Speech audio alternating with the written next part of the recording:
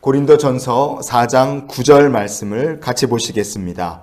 내가 생각하건대 하나님이 사도인 우리를 죽이기로 작정된 자같이 끄트머리에 두셨음에 우리는 세계 곧 천사와 사람에게 구경거리가 되었노라. 아멘. 오늘 본문 말씀을 보시면 사도 바울이 참 힘든 삶을 살았겠구나 하는 게 이해가 되죠. 오늘 본문에 보시면 바울은 죽이기로 작정된 자 이런 표현을 씁니다. 이게 우리에게는 잘 이해가 안 될 수 있어도 사도 바울이 살았던 로마 제국 시대에는 검투사 경기가 최고의 오락거리 중에 하나였습니다. 죄수인데 전문 검투사들과 같이 싸우게 돼서 안 된 말로 하면 개죽음을 당할 위험에 처한 죄수들도 있고 맹수와 싸워서 잡아먹히는 사람들도 있었습니다. 그렇게 어차피 저 사람 뻔히 죽을 수밖에 없는 그런 사람들을 가리켜서 사람들이 죽이기로 작정된 자다 이런 표현을 썼습니다. 이방인을 위한 사도로 부름을 받았는데 그 삶이 얼마나 힘든지 바울은 하나님께서 정말로 그를 죽이기로 작정이라도 하신 사람처럼 힘든 삶을 살았어요. 하지만 바울은 자기의 사명을 내려놓는 것이 아니라 오히려 더 굳세게 사명을 감당했습니다. 우리는 고난을 겪거나 신앙의 위기가 생기면 제일 먼저 뭐부터 하는 경향이 있습니까? 지금까지 열심히 해오던 사역부터 우리가 용기를 다 잃어버려서 그거부터 내려놓습니다. 하지만 바울은 고난의 연속 중에도 믿음을 지켰고 오히려 고난의 한복판에서 하나님께서 자기에게 맡기신 사명 더 힘내서 감당한 줄 믿습니다. 하나님을 섬긴다는 게 참 복된 일이에요. 잘한 일입니다. 나중에 여유가 생기면 환경이 시간이 좀 나면 내가 주님을 섬기겠다. 우리가 이런 마음 가지고 주를 섬기려고 하면 죽을 때까지 아마 주님을 위해 무언가 할 수 있을 시간이 없을 겁니다. 그러나 어려운 가운데 주를 섬기는 자에게는 하나님께서 은혜의 확실한 증거들을 주실 것이고 간증을 하나님 더하실 것이고 축복을 더하여 주실 줄 믿습니다. 사도 바울이 나는 죽이기로 작정된 자와 같았다 이렇게 고백하며 살았기 때문에 바울은 무엇이라 고린도 교회 성도들을 권면할 수 있었습니까? 사도 바울은 성도들에게 이런 말을 담대히 할 수 있었어요. 고린도전서 4장 16절 말씀을 우리가 이어서 봅니다. 그러므로 내가 너희에게 권하노니 너희는 나를 본받는 자가 되라. 아멘.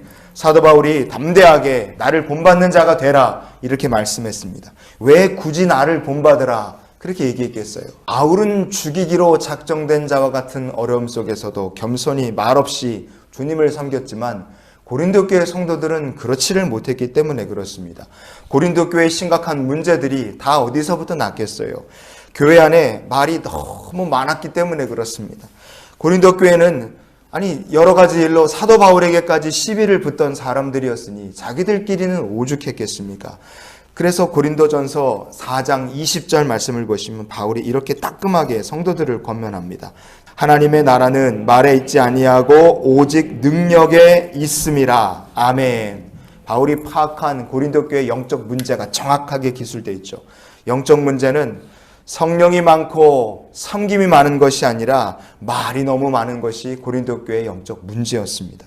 그래서 그 문제가 가만히 두면 어떻게 되겠다는 걸 사도 바울이 얘기합니까? 고린도전서 13장의 1절 말씀 오늘 말씀의 결론으로 좀 보시겠습니다.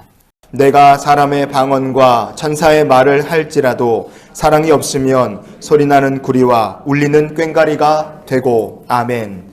교회 안에 말이 많을수록 사랑과 하나님의 능력과 성령의 은사 역사들은 자취를 감추고 어느 순간 소멸해 버립니다.